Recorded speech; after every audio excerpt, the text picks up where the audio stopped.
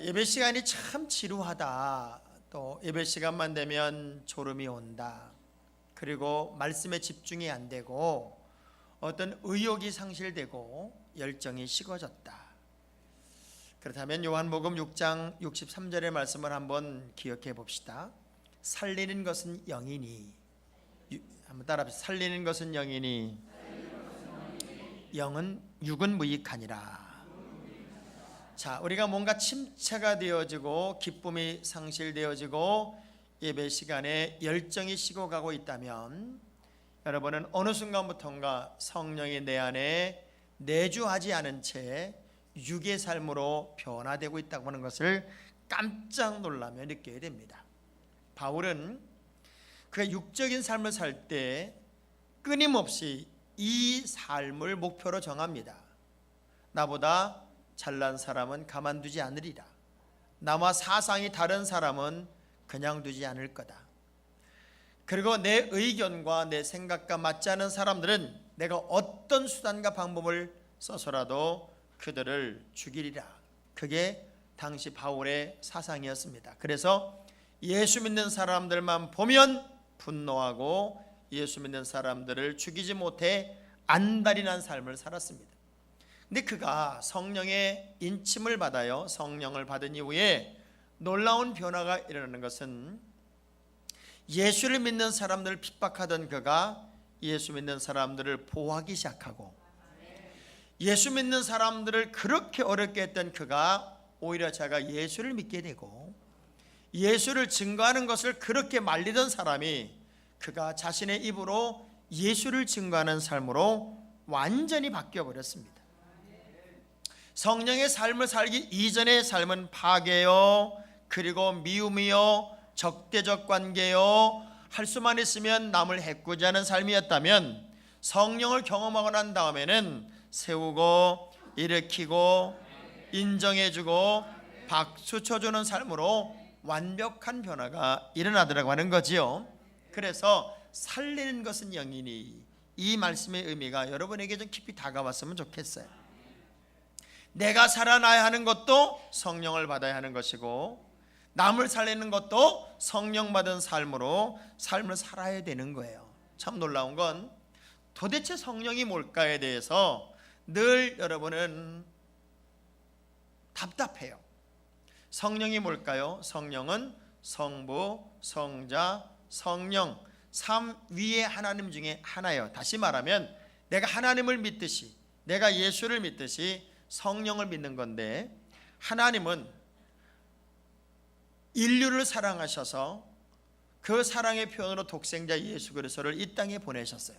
그래서 죄인된 우리를 의인으로 바꾸어 주었고, 그렇게 외형적인 변화를 주었지만 내면의 변화를 주시기 위해 또 다른 사랑의 모습으로 이 땅에 오신 것이 영으로 오셨단 말이에요. 그래서 외형적인 변화가 성자의 예수라면 우리 내면의 변화를 이루어주시는 분이 성령 예수란 말이죠. 자, 그런데 성령이라는 것은 내가 예수를 믿는 순간 다 받은 거예요. 그런데 그것이 나에게 나타나지 않는 이유가 뭘까요? 자, 아주 중요한 걸 설명해 볼게요. 여러분의 집에 들어가면 자녀의 위치가 있고 부모의 위치가 있어요. 어떤 자녀에게 있어서 부모님은 너무나도 소중하고 너무나도 귀하고 너무나도 존경스럽고, 그래서 우리 어머니 아버지는 내 생애의 전부라고 여기고 사는 사람이 있고, 어떤 아들은 불효 막심한 놈들이 있어서 그래서 부모님에게 저항하고 덤비고 차라리 엄마 아빠가 죽었으면 좋겠어 라고 말하는 사람도, 아이도 있어요. 그런 아이에게 있어서 어머니와 아버지는 전혀 어머니 아버지 역할이 안 돼요. 물속에 수많은 병들이 들어있어요. 물속에 담겨놓은 병들이 물이 안 들어갈 리가 없잖아요. 그런데 어떤 병은 물이 하나도 안 들어가요. 왜 그런가 봤더니 뚜껑을 닫아놨어요. 그래서 예수님이 이렇게 말씀하셨어요. 너희가 나를 영접하면 내가 너희 안에 들어갈 것이고, 내가 문 밖에서 두드리기 때문에 너희가 문을 열면 내가 들어가서 내가 너와 함께 할 것이다. 많은 사람들이 성령이 내 안에 내주해야 됨에도 불구하고 내 마음속에 다른 것들로 가득 채워져서 그 성령을 받아들이지 못하고 있더란 말이죠. 그런데 성령이 임하시면 우리에게는 변화가 일어납니다. 성령이 임하시면 전혀 다르더라는 거예요. 그래서 오늘 여러분 이 진단을 받고 내가 지금 육의 예수를 믿고 있느냐 영적인 크리스찬이냐를 오늘 결정하고 이 자리에 참여한 여러분 모두가 성령이 임한 사람으로, 성령의 사람으로 새로워지게 되기를 먼저 주의 이름으로 축원합니다. 예수님께서 사역을 감당하시는 동안에도 어떤 일들이 있었나? 사도행전 10장 38절의 말씀을 보면 예수님은 하나님의 아들이기 때문에 그냥 알아서 하셨나 봤더니 우리 하나님이 예수님에게도 성령을 물 붓듯 기름 붓듯 부으시더라고요. 시작.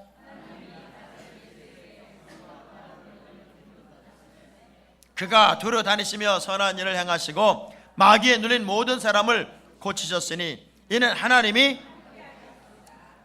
우리 예수님도 성령의 기름 부음을 받고 그 능력으로 일을 감당했어요. 참 놀라운 건 초대교회에 집사들을 세울 때 그 집사들을 세운 이유가 뭐냐면 사도들이 이제 말씀과 기도하는 일에 전무해야 되는데 구제하는 일에 누군 빠졌다, 누군 더 줬다, 덜 줬다 이런 문제 때문에 자꾸 문제가 생기는 거예요. 그래서 이제 정확하게 분배할 사람들로 집사들을 좀 선택했으면 좋겠다. 아주 단순한 일이에요. 사람들에게 공정하게 분배할 수 있는 역할을 감당하는 사람들을 선택하는데 어떤 사람들을 선택했나 봤더니 성령과 지혜가 충만한 칭찬받는 사람들 이렇게 표현되어 있어요. 그냥 뭐 나눠주는 일만 하는 거예요. 성전에서 나눠주는 일만 하는 건데도 불구하고 우리 주님이 원했던 사람들은 누군가 봤더니 성령의 충만함을 받은 사람들이었어요. 하나님의 일이라고 하는 것은 크든 작든 성령을 받은 사람을 통해서 일이 진행되는 것이고 성령의 사람으로 사는 사람을 통해서 역사를 만드는 게 되더란 말이죠. 그래서 엘리사가 엘리야를 자꾸 쫓아다닐 때 엘리야가 어느 순간에 그런 얘기를 해요. 야, 됐어. 지금까지 따라왔으니까 됐으니까 내가 너한테 뭐 해줄까? 내가 너한테 뭐 해주길 바라는가? 그것만 얘기해봐. 그때 엘리사가 기가 막힌 얘기를 해요. 우리 열왕기하 2장 9절의 말씀 한번 볼 거예요. 시작. 나를 내게서 데려감을 당하기 전에 내가 내게 어떻게 할지를 구하라. 엘리사가 이르되 당신의 성령이 하시는 역사가 갑절이나 내게 있게 하소서 하는지라. 자, 엘리사가 지금까지 엘리야를 이렇게 바라보면서 느낀 거예요. 저건 자신의 힘으로가 아니라 무언가 영의 능력에 의해서 움직이고 있구나 하는 걸 알았어요. 그래서 나는 당신이 가지고 있는, 당신이 역사하고 있고 일하고 있는 성령의 능력을 갑절이나 나는 받고 싶다. 그 능력을 의지한 채 사명을 내가 감당하고 싶어요 라는 얘기를 합니다. 어찌됐건 크리스찬들은요 성령의 사람입니다. 성령의 사람은 전혀 다르게 살아야 되는 사람들이고 세상적 가치관과는 근본이 다른 어떤 모습이 나타나야 되는데 언제부턴가 우리 교회가 성령이 없어요. 기도합시다 아무리 얘기를 해도 육의 사람은 알아듣질 못해요. 그러나 영의 사람들은 알아먹어요. 왜? 기도해야 하는 이유를 알기 때문에. 그래서 제가 요즘에 느끼는 거예요.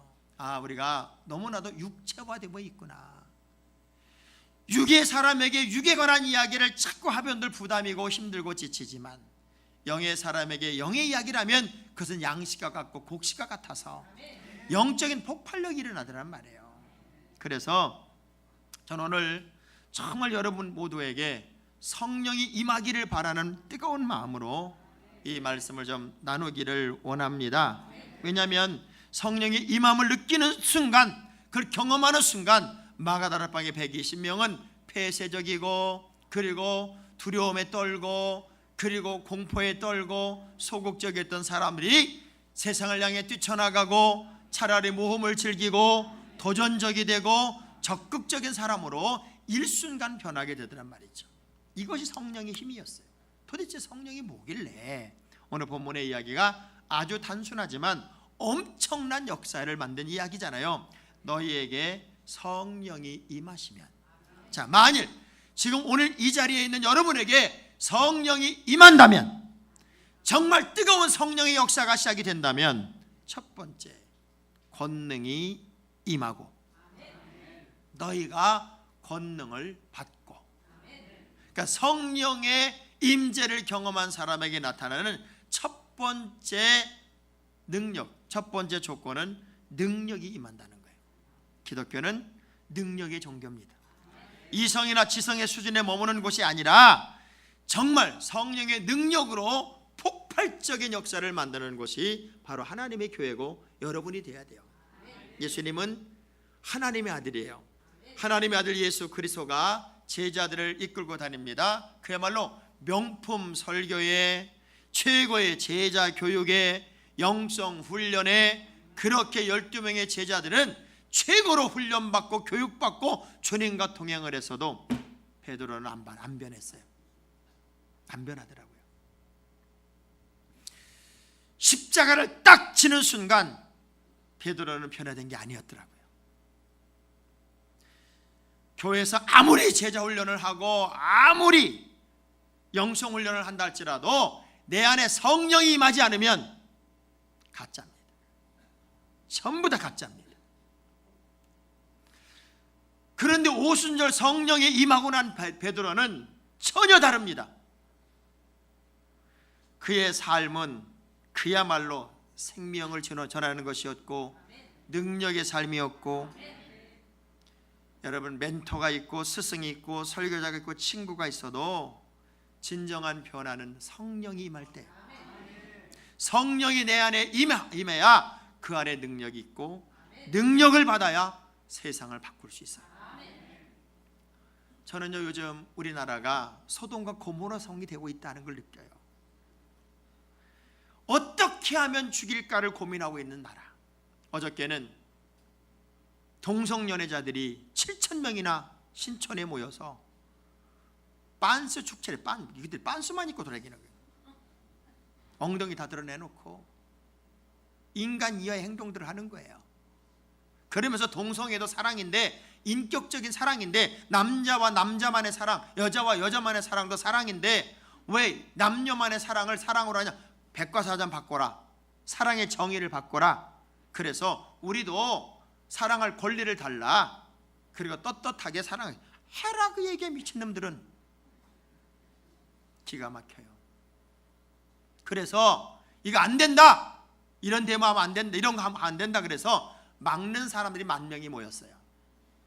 그리고 종교단체에서도 모이고, 이건 말이 안 된다, 어떻게 이런 짓거리가 대한민국에서 일어날 수 있느냐. 그래서 끝까지 그 행사를 못하게 막았다고 4명을 경찰이 연행해 갔어요. 죄를 죄라고 말하고 이건 아니라고 말하는 사람을 오히려 죄인으로 잡아갔단 말이에요.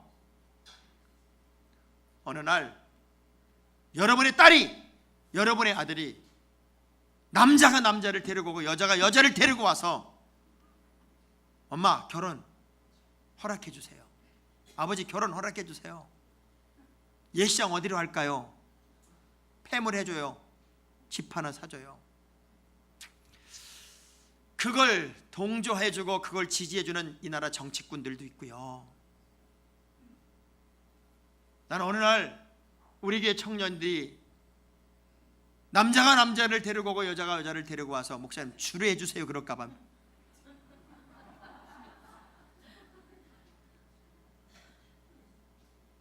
소돔과 고모라 성이 그래서 하나님의 불의 심판을 받았고, 마지막 때 에이즈가 왜 생겼는가를 성경은 이야기해요. 우리가 제대로 권능받지 못한 하나님의 사람답지 못하면 세상의 변화를 막아낼 방법이 없단 말입니다. 나 하나, 몸뚱아리 하나 지지하지 못하고 유지하지 못하는 신앙생활로 어떻게 이 악과 싸워서 세상을 바꾸고 세상을 정화시키며 어떻게 하나님의 사람으로 살 수 있겠냐고요.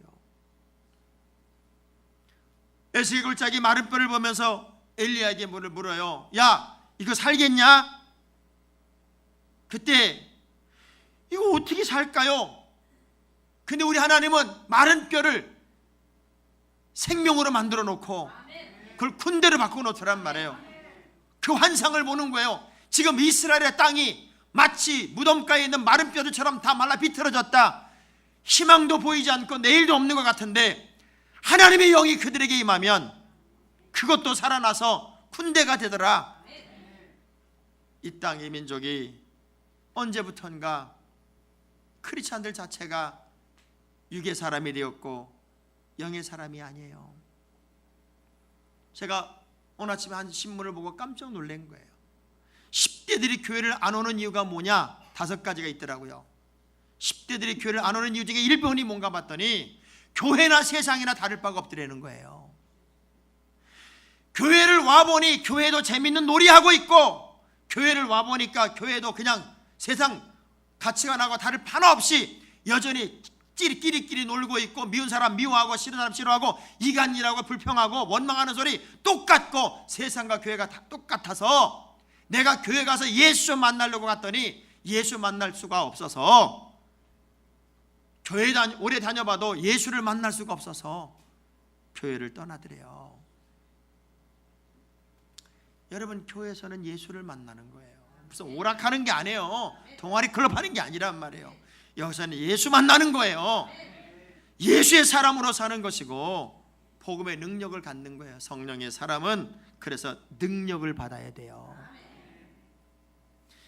성령은 누구에게나 다 임하는 거예요. 사도행전 2장 17절의 말씀을 보면은 어떤 특정한 사람에게 성령이 임하는 게 아니더라고요. 시작. 하나님이 말씀하시기를 말세 내가 내 영을 모든 육체에 부어주리니 너희의 자녀들은 예언할 것이요 너희의 젊은이들은 환상을 보고 너희의 늙은이들은 꿈을 꾸리라. 성령을 받으면 젊은이들은 꿈을 꾸는 거고, 노인들은 꿈을 꾸는 거고, 젊은 환상을 보는 거고, 자녀들은 예언한다고요. 전혀 다른 삶으로 삶의 내용이 나타난단 말이에요. 그래서 초대교회 사람들은 무조건 성령 받은 사람이 일꾼이에요. 성령이 없이는 지금 인간적인 생각만 해요. 성령의 역사가 강력했던 시절, 하나님의 교회는 우리의 몸뚱아리를 받쳐서라 질 수 있다고 생각을 했었어요. 계산하고 따지는 그런 신앙이 아니었다고요. 그래서 성령이 너에게 임하면 너희가 나의 증인이 된다는 그 증인. 여러분, 증인이 뭐예요? 모델이에요.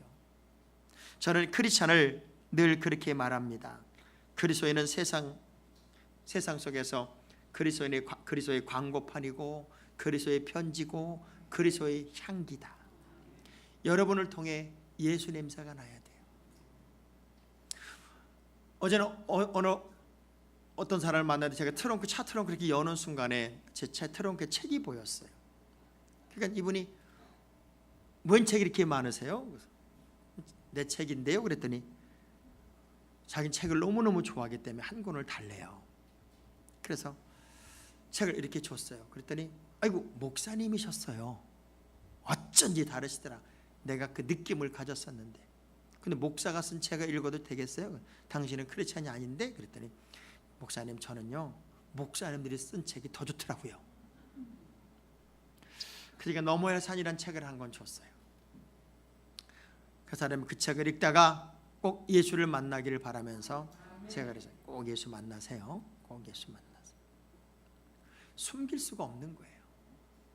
여러분, 크리스찬을 숨기면 안 돼요. 예수 믿는 것을 숨기면 안 돼요. 여러분이 하나님의 자녀라는 걸 숨기면 안 돼요. 여러분은 증인이에요. 예수를 증거하고 예수를 나타내고 예수를 표현하는 증인이 되어야 되고, 그래서 성령의 사람은 전혀 다른 세계를 사는 거예요. 어딜 가든지 나는 주님의 자녀라는 자긍심이 있어야 되는 거예요. 제가 얼마 전에, 꽤 오래전에 뉴욕에 부흥회를 갔을 때 브루클린 타버나클 처치라는 교회에 가서 예배를 드린 적이 있어요. 교회가 얼마나 큰지 몰라요. 흑인 지역에 백인 목사님이 담임 목사님이고, 그 교회는 얼마나 강력한 성령의 임재가 일어나고 있는지 그냥 예배 시간마다 꽉꽉 들어차는데 어떤 예배에는 1시간 전에 와서 앉아 있어야 자리를 차지할 수 있어서 미리 와서 뜨개질하고 있는 사람들이 꽤 있어요. 왜? 이 자리 내가 차지해야 되니까. 그 다음 예배를 위해서 사람들은 줄을 쫙쫙 서 있어요. 짐 살발라 목사님이란 목사님이 그 교회를 개척해서 오늘까지 이루어왔어요. 그분의 간증이 한 번 있어요. 이분이 롱 아일랜드의 한 카페에서 이제 커피를 마시는 동안에 신문 하나가 있으니까 신문을 이렇게 꺼내 본 거예요. 신문을 쫙 여는 순간 그 신문의 내용이 그거였어요. 파키스탄의 기독교인들이 이슬람의 습격을 받아서 일가족 7명이 죽고 많은 사람이 다쳤다. 그리고 교회는 불이 타고 집이 불이 탔다. 그 기사를 읽는 순간에 가슴이 터지는 걸 느꼈다는 거예요. 그저 육체의 사람이면 하나의 사건으로 느꼈을 텐데 영의 사람이기 때문에 성령의 소리를 듣기 시작한 거예요. 과연 지금 우리의 교회 교인들은, 아니 이 땅의 크리스찬들은 예수를 믿는다는 거 하나 때문에 집이 불살라지고 예수를 믿는다는 것 때문에 내 아이가 매를 맞아 돌에 맞아 죽는 광경을 목격하면서도 그 수많은 사람들 끄집어놓고 그랬대잖아요. 그래도 예수를 믿느냐? 우린 그래도 예수를 믿습니다. 그걸 보면서 불붙는 마음 때문에 견딜 수가 없어서 교회로 돌아가 화요 중보 기도팀을 다 부르고 기도를 하기 시작했답니다. 우리가 이렇게 편안하게 예수를 믿는 동안 어딘가에서는 예수를 믿기 위해 생명을 걸어야 되며 재산이 불에 타는 고통을 겪어야 합니다. 언제 죽을 줄 모르는 그 위기 속에 살아가고 있고 우리가 파키스탄을 도웁시다. 아니 그 지역의 크리스찬들을 도웁시다. 그리고 기도하는데 그 순간에 모든 성령이 그 자리에 임재하고 사람들은 그들을 돕겠다고 있는 것을 털어서 2만 불이 넘는 돈이 만들어졌대요. 순간적으로. 근데 문제는 이걸 어떻게 전달하냐.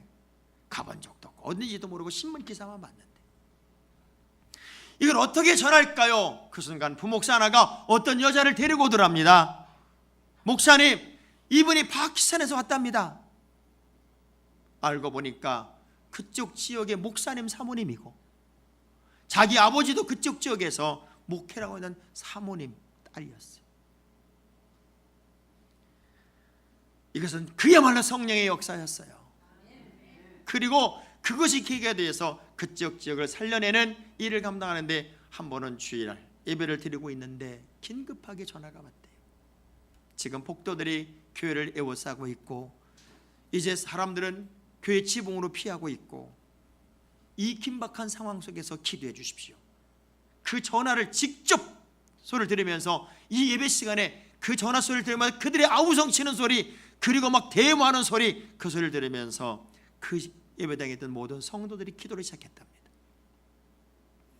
그렇게 뜨겁게 눈물로 기도하는 동안에 기적이 일어나는 것은 그쪽 지역에 갑자기 폭우가 쏟아지면서 폭도들이 다 해산되는 거예요. 예배 시간은 성령의 역사에 대한 이야기로 가득 찼고 그야말로 축제 예배가 되었다고 하는 겁니다. 여러분, 교회는 성령의 능력으로 탄생했습니다. 그리고 성령의 능력이 임하는 곳이 하나님의 교회입니다. 사람이 모이는 곳은 어느 곳이나 장벽이 있습니다. 문화, 이념, 사상, 환경의 모든 장벽들이 착착착 채워집니다. 그러나 성령이 임하면 그 장벽이 다 무너지고 우린 그리스도의 증인, 그리스도의 향기로만 세상을 살아갈 수 있습니다.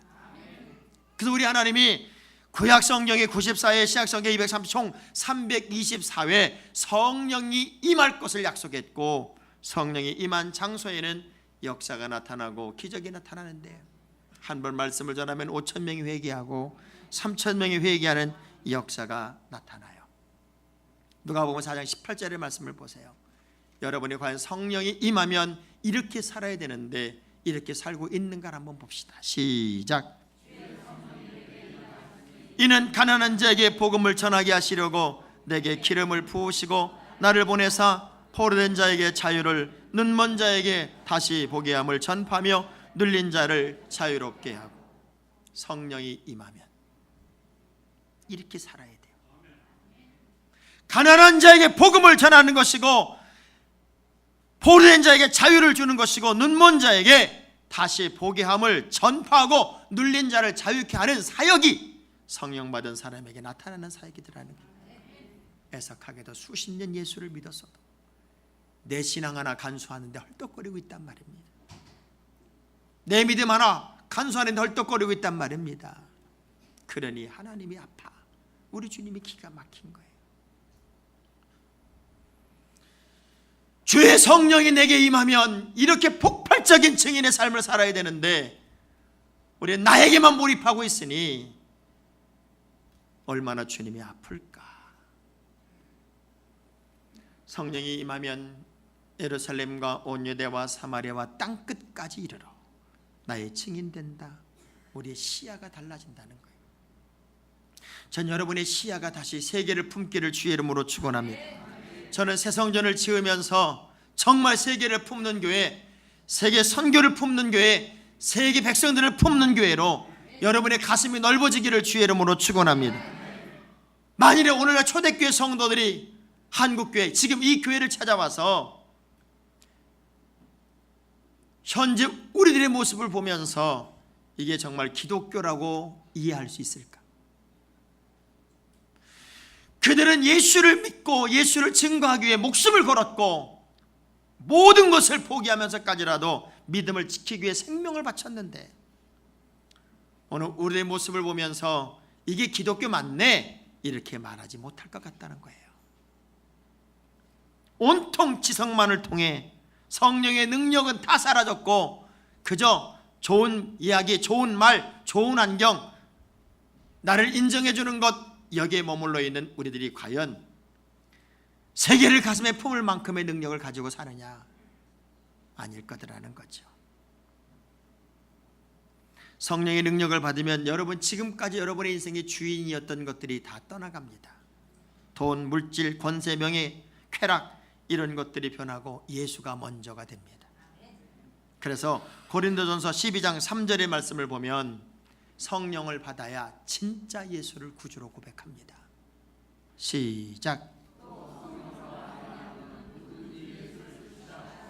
진짜 예수가 내 인생의 주가 되려면 성령의 인침을 받아야 된단 말이죠. 온 인류의 구원의 주인이신 예수님처럼 우리가 이제 새로운 시야를 갖게 되기를 바랍니다. 고린도 교회들이, 그 교회가 너무 인간적이 되다 보니까 그렇게 속이 좁아지는 거예요. 니파 내파, 니편 내편. 그래서 바울이 고린도 6장 13절에 이런 얘기를 해요. 시작. 내가 자녀에게 말하듯 하노니 보답하는 것으로 너희도 마음을, 가슴을 좀 넓게 열어라. 안 된다, 어렵다, 못한다가 아니라 정말 온 세계를 나의 교구로 삼았던 웨슬레처럼 여러분의 가슴을 좀 활짝 열고 좀 포용력, 수용력, 널찍한 마음으로 세상을 품고 사람을 품어낼 수 있는 그런 능력이 왜 우리에게는 없을까? 목사님, 이것 때문에 안 돼요, 저것 때문에 안 돼요. 맞아요. 문제도 많고 단점도 많고 어떤 한계도 많나요. 그런데 윌리엄 부스라고 하는 구세권 창시자가 이런 얘기를 하더라고요. 우린 위조 수표가 돌아다닌다고 해서 진짜 수표를 받지 않는 어리석은 사람들이 아닙니다. 구세군들이 자선 낭비를 할 때 거기에 위조 수표가 들어오겠죠. 야, 위조 수표가 들어오니까지 구세군 낭비하지 말자. 그렇게 어리석은 사람이 아니라는 거예요. 위조 수표가 있지만 진짜가 들어오니까. 이러쿵저러쿵 말도 탈도 많지만 정말 진짜가 있다면 진짜가 움직여야 돼요. 진짜 때문에 교회가 살아나는 것이고 진짜 때문에 우리의 삶이 강해지는 거니까. 영안이 열려야 새로운 세계를 보는데 성령의 능력이 아니고서는 여러분 새로운 세계를 볼 수가 없잖아요. 아람 군대가 쳐들어왔을 때 엘리사를 쫙 에워싸고 있는 그때에 사환은 벌벌벌 떨면서 어쩔 줄을 몰라요. 큰일 났다고 난리가 났어요. 그때 엘리사가 열왕기하 6장 17절에 이런 기도를 드린 적이 있어요. 시작. 기도하여 이르되 여호와여 원하건대 그의 눈을 열어서 보게 하옵소서 하니 여호와께서 그 청년의 눈을 여심해 그가 보니 불말과 불병과가 산에 가득하여 엘리사를 둘렀더라. 영적인 눈이 열리기 전까지는 두렵고 떨리고 외롭고 괴롭고 힘들고 아프고 나만 독도에 뚝 떨어진 것 같고 나만 무시당하는 것 같고 나만 어려운 것 같고, 아니요, 영안을 열어보세요. 그 모든 것들이 하나님께서 여러분을 세우고 인도하고 이끌어주는 복이에요. 복. 정말 저는요, 우리가 성령의 사람이 되어서 큰 시야를 갖게 되기를 바랍니다. 큰 꿈을 갖게 되길 바랍니다. 그래서 예수 안에서 자유를 누리고 예수 안에서 기쁨을 얻어야 돼요. 만일 그렇지 않으면 마귀는 여러분을 한 방에 무너뜨릴 수 있습니다. 성령의 사람으로 성령이 임하면 우리는 권능을 받고 주님의 증인으로 세계를 가슴에 품어 더 큰 그림을 그릴 수 있지 않습니까? 이제 우리 모두가 성령의 임재를 더 강력하게 경험하고 그 능력을 체험하는 거룩한 한 명이 되기를 주의 이름으로 축원합니다.